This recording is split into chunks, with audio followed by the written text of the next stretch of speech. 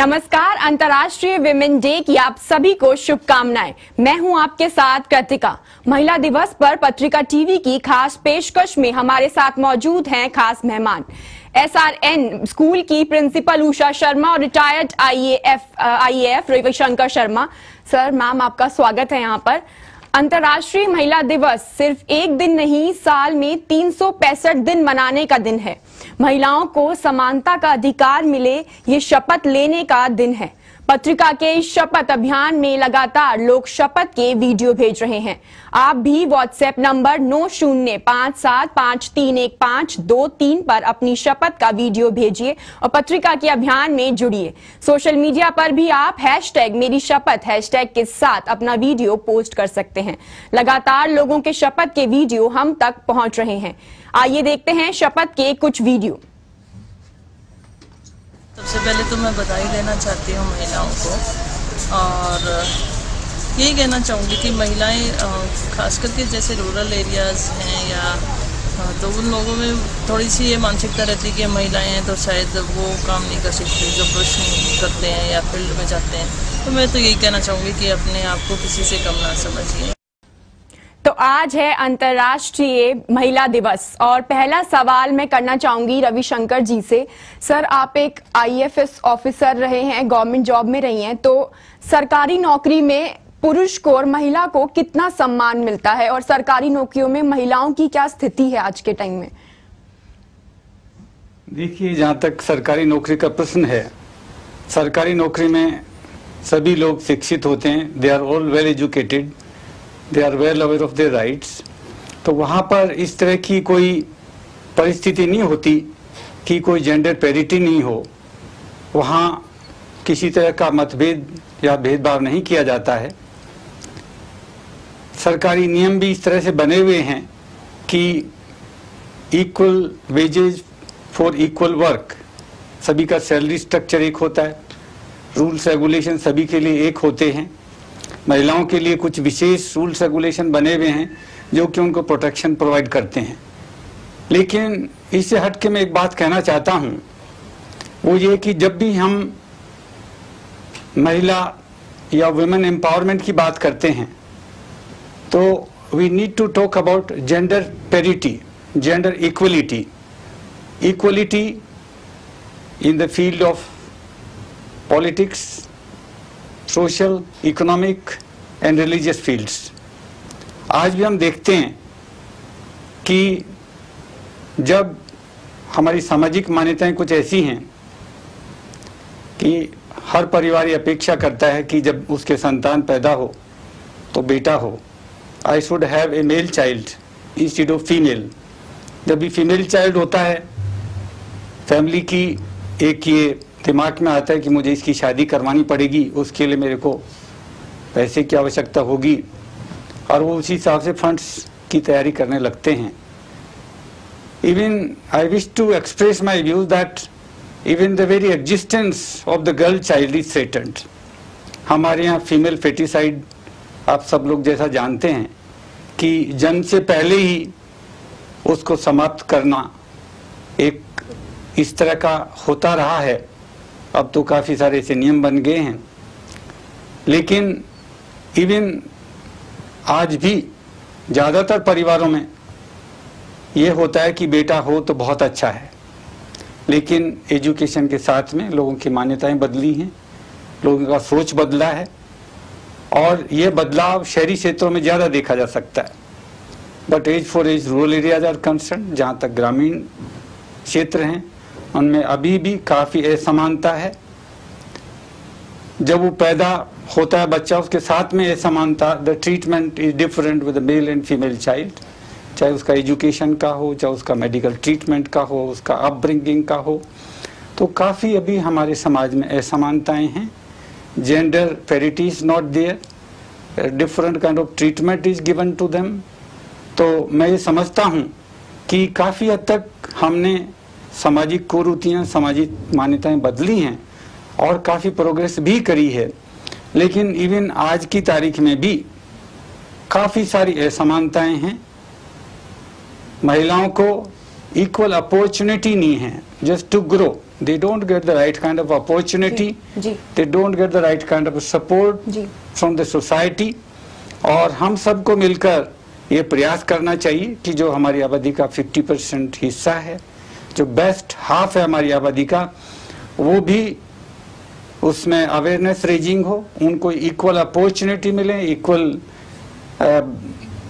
Chances मिलें, जिससे कि वो ज़्यादा से ज़्यादा प्रोग्रेस कर सकें, वो हमारे कंट्री के और पूरी वर्ल्ड इकोनॉमी में अपना योगदान दे सकें।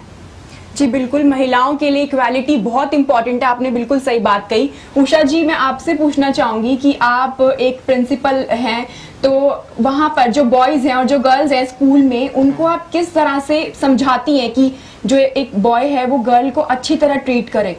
जो इक्वालिटी की बात कही सर ने, एक अनइक्वालिटी ना आए उनके बीच में, एक ऐसा माहौल आप कैसे क्रिएट करती हैं? देखो, as a principal we are drafting the time table in each and every activity. We do not make them realize that you are a boy or a girl. Equally, they are enjoying all resources and facilities. They are doing the studies in the same classroom. No separate provision for this boys and girls sitting arrangement. No separate this playground. जितनी भी facilities वो एक साथ enjoy कर रहे हैं. इस means खेलते खेलते महसूस कर रहे हैं कि हमें लड़की का respect करना है. मोरओवर जो हम होमवर्क देते हैं उसमें हमने एक सोशल और मोरल वेरी रिलेटेड एक होमवर्क और देते हैं बच्चों को. Help your mother in kitchen work, arrange your this bedroom, and as per the rule every day suppose this section of 30 students, so the class teacher is telephoning parent, one parent daily, that boy is paying respect to mother, taking care of sister. तो ये parents ने बहुत पसंद किया इस चीज को कि उनसे फीडबैक लिया जा रहा है कि एक बच्चे के यहाँ फोन आएगा टीचर का, मेंटोर का, और वो पूछेंगे कि मदर का रेस्पेक्ट करता है, सिस्टर की केयर करता है, ग्रैंड माँ का पूरा ध्यान रखता है. बाकी स्कूल में सारी जो फैसिलिटीज हैं वो एक साथ ही बच्चे उसको यूटिलाइज करते हैं. Like they are performing this practical से robotics club, may be chemistry club, this chemistry lab, physics lab, computer lab. उसमें कोई फर्क नहीं होता है कि ओनली बॉयज करेंगे या खाली गर्ल्स करेंगे, साथ साथ बैठते हैं. तो ऑटोमेटिकली ये इनके अंदर डेवलप हो जाता है रियली कि हमें गर्ल का रिस्पेक्ट करना है. एवरी गर्ल इज प्रिंसेस, हमें रेस्पेक्ट करना है, और वो मिल भी रहा है बच्चों को through education. So education is very important just to eliminate this gender inequality. जी शुक्रिया, बिल्कुल सही बोला आपने. चलिए वक्त है एक ब्रेक का. ब्रेक आप बने रहिए पत्रिका टीवी के साथ.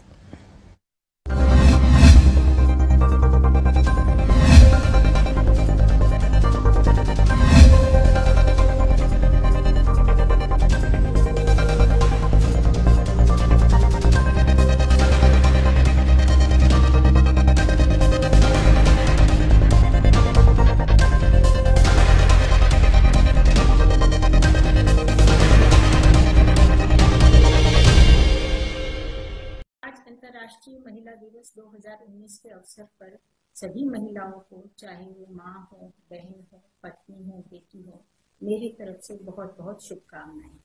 अरस्तु ने कहा है कि किसी भी राष्ट्र की उन्नति या अवनति स्त्री की उन्नति या अवनति पर निर्भर. महिलाओं को हम आगे बढ़ाने के लिए शपथ लेते हैं कि हम सदैव इनको अपने बराबर का दर्जा प्रदान करते हुए इन्हें आगे बढ़ाएंगे. और आप ये जानते हैं कि निश्चित रूप से हम एक पुरुष और महिला एक गाड़ी के दो पहिए होते हैं. बिना एक अगर गाड़ी का एक पहिया पंक्चर हो जाए तो गाड़ी चलना संभव नहीं है. जी बिल्कुल, महिलाओं को समानता देना बहुत जरूरी है और ये शपथ हम आज लेंगे. अब उषा जी, मैं आपसे ये सवाल करना चाहूंगी कि एक वर्किंग विमेन है आप, एक वर्किंग विमेन के लिए बहुत मुश्किल हो जाता है कि घर भी संभालना और आप स्कूल भी संभालती हैं साथ में, तो वो आप किस तरह से मैनेज कर पाती हैं? आपका कहना बिल्कुल सही है. जो एक पढ़ी लिखी महिला होती है वो इंटरनली काफी स्ट्रांग होती है, कॉन्फिडेंट होती है. Education is everything, isn't it? So वो घर को भी और अपने प्रोफेशन को भी इजीली संभाल लेती है. सर्टेनली उसको घर में ऐसा कोऑपरेशन चाहिए, उसको मिलना चाहिए हस्बैंड से, बच्चों से, बड़ों से. वो कोऑपरेशन मिलता है तो जो भी इसके अंदर है टैलेंट है उसका पूरा यूटिलाइजेशन होता है समाज के लिए, कंट्री के लिए और प्लेनेट के लिए. तो इसमें कोई दिक्कत नहीं आती है। हाँ, कई महिलाओं को जैसे प्रॉब्लम आती है जहां उनको घर में कोऑपरेशन नहीं मिलता है, but now this environment is changing, everybody is just cooperating this female of the family, और अपनी बेटी को, अपनी वाइफ को पूरा कोऑपरेट करते हैं कि आप आगे बढ़ो और अपने हुनर के उसके बेसिस पे, अपने टैलेंट के बेसिस पे आप समाज का भला करो, देश का भला करो। और स्पेशली मैं स्कूल के मामले में ये कहना चाहती हूँ कि ये अवेयरनेस क्रिएट करने के लिए इसमें तो हम उसमें स्पेशली जो एनुअल फंक्शन करते हैं उसके जो हमारे टॉपिक होते हैं उस पर स्पेशली हम गर्ल्स इशू पे बहुत टॉपिक लेते हैं। लाइक लास्ट ईयर हमने टेका फीमेल फिटिसाइड से बच्चों को, सबको अवेयर कराया, पेरेंट्स को। इस बार एसिड अटैक के जो अपने सोशल वो है हॉरर्स है, उस वाले टॉपिक पे हमने वो दिया, डांस ड्रामा दिया। उसे अवेयरनेस होती है और समाज उसे सीखता है कि उसके क्या दुष्परिणाम हैं, और हमें एक अच्छा स्तर देना चाहिए महिलाओं को। आप देखिए, महिला she brings the life on the earth, जननी है। हाँ जी। उसमें तो जब हम डांस एंड ड्रामा के थ्रू और वेरियस वर्कशॉप के थ्रू ये अवेयरनेस क्रिएट करते हैं तो ऑटोमेटिकली समाज में महिला का स्तर अच्छा हो रहा है। पर अभी भी बहुत सारे एफर्ट्स करने जारी हैं, हमें करने हैं उसके लिए। जी बिल्कुल, आपने बिल्कुल सही कहा। रविशंकर जी, मैं आपसे पूछना चाहूंगी, आप दोनों वर्किंग रहे हैं, तो दोनों अगर वर्किंग रहते हैं तो फैमिली को संभालना डिफिकल्ट हो जाता है, मुश्किल हो जाता है कि आप फैमिली भी मैनेज कर सके। तो आप कितना साथ देते हैं इनका, आपकी फैमिली भी साथ में सही से मैनेज हो सके इसके लिए? देखिए, सबसे इम्पोर्टेंट चीज़ ये है कि अगर दोनों जब वर्किंग होते हैं, मस्त दोनों एजुकेटेड होते हैं, और जब दोनों एजुकेटेड होते हैं तो अपनी जिम्मेदारियां अच्छी तरह से समझते हैं, they are well aware of the responsibility, they cooperate with each other. और हमें कभी इस तरह की कोई प्रॉब्लम नहीं हुई, we cooperated with each other in our, and it has always been a very supporting thing in our career. मेरे करियर ग्रोथ में मेरी वाइफ का बड़ा योगदान रहा है, and I always cooperated with her. और मैं खुद यही कहना चाहूँगा कि working couple, if they understand each other, they are educated, they understand their responsibilities better than uneducated couple, and definitely unitedly they can do wonders. They can carry on their career and family together comfortably. जी बिल्कुल।